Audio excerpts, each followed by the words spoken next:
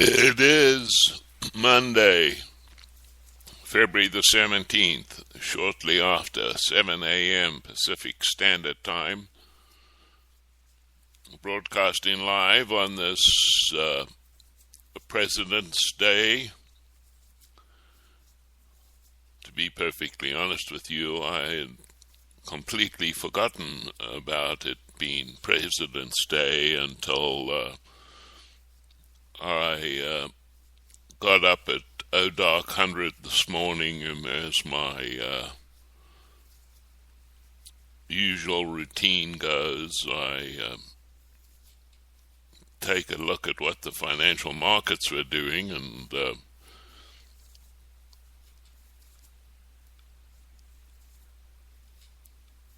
discovered that being President's Day, there would be no action on Wall Street.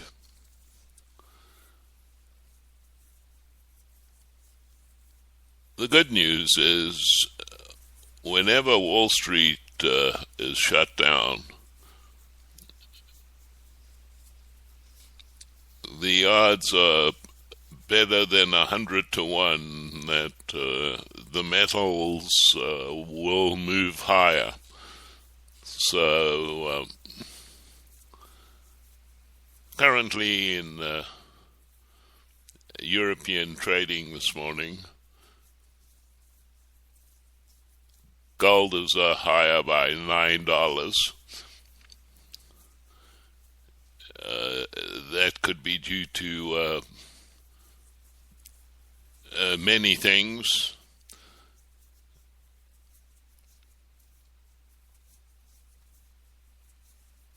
One being Italy, as they try and figure out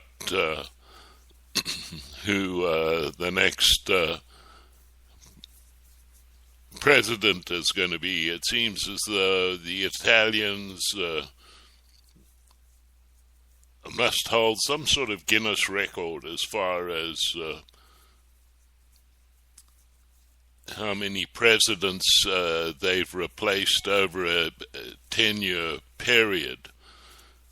The new guy, Benzi, is now forming a government, and if I was not mistaken, I even heard whispers over the weekend that Berlusconi is not ruling out the possibility that he may somehow get back into the political game. So Europe, as usual, on this President's Day, is a basket case. No shock or surprise there. And so today we are left with simply speculating as to what the markets are going to more than likely do once the U.S. markets reopen tomorrow. I have to say there is, without question, a sentiment change taking place within the metals complex. We seem to have turned the corner as far as the amount of, and this is not a scientific study by any stretch of the imagination, but I'm just simply basing that fact on I have seen substantially more positive commentaries of late than negative ones, which proliferated the wider media for the past few months, their tired-old argument that the bull market in gold is dead, that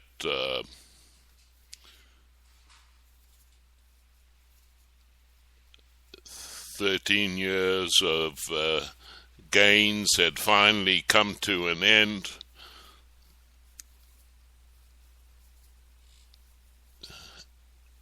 Most of the negative stories were penned by full-blown Keynesian economic theorists. They have been around for a long time. These were the same people that were saying gold was going to $100 when it was trading at $200 in the 90s.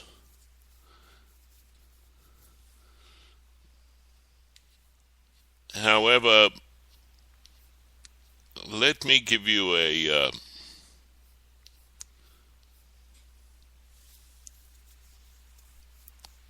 a quick reason behind these early morning 30-minute edition of the Flipside is designed to do.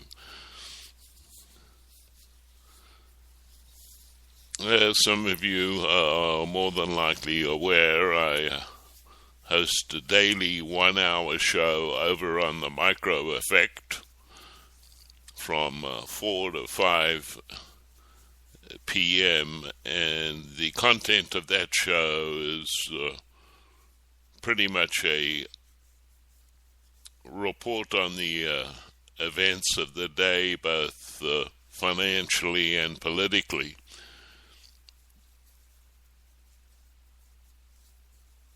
And so I figured that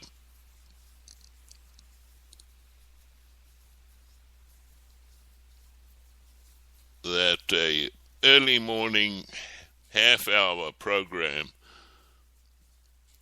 would be more than adequate to sort of give you the roadmap that that political day has in store, because finance and politics have this tendency to be joined at the hip. We are in, without question, a very unique time in history.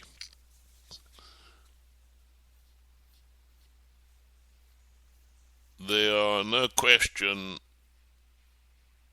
a lot of folks out there that are hoping that in some magical way major Western central banks jointly can figure out how to deal with this huge mountain of debt that we're going to have to come to grips with at some point in time. Now, depending on who you listen to, I think the accepted level of debt is currently $1.6 quadrillion. Now, I have a hard time wrapping my hand around $1 trillion, let alone $1 quadrillion. Now, in large part, a big chunk of that is what is often referred to as unfunded liabilities. These are promises made by the government for future retirees. And so far, people have been willing to accept the promises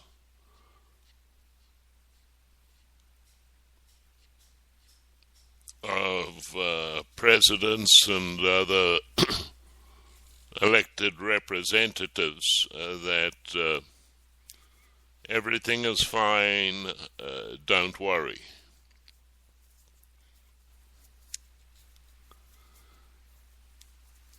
On my webpage today, I'd like to point out a few things. First of all, as we speak, over in Venezuela, if you ever wanted to see what happens when a people who are, well, let's say it like it is, fed up and pissed off, what they do when they reach their breaking point. Venezuela, like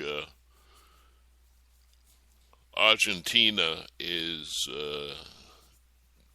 going through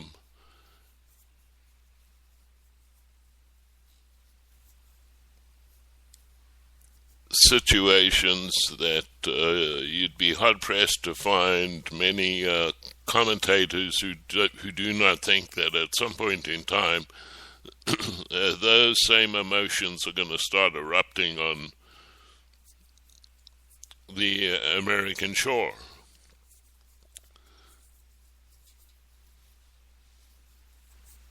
Let me say that, and I made this comment during the lead up to Christmas when we saw those reports of crowds of people rushing stores at Christmas time because some little trinket had been discounted by 50%, and suggested if this is how people behave when it comes to a matter of things, what do you think their response is going to be if and when the products they are seeking are foodstuffs? Well, that scenario is currently playing out in Argentina and Venezuela, and that's why I think, and let me give a plug to the micro effect here real briefly, because every day we get a live report from Roger Sales, who just happens to be in a well, let's just say a safer part of Argentina. So you get to hear boots on the ground reporting on what it's like to live in a country when the system starts breaking down. I mean, I even hate to end this particular broadcast off on a negative note, but currently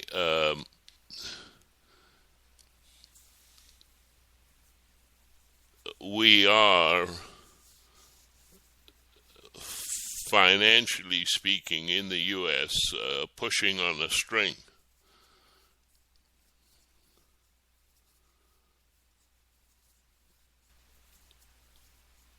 There are some interesting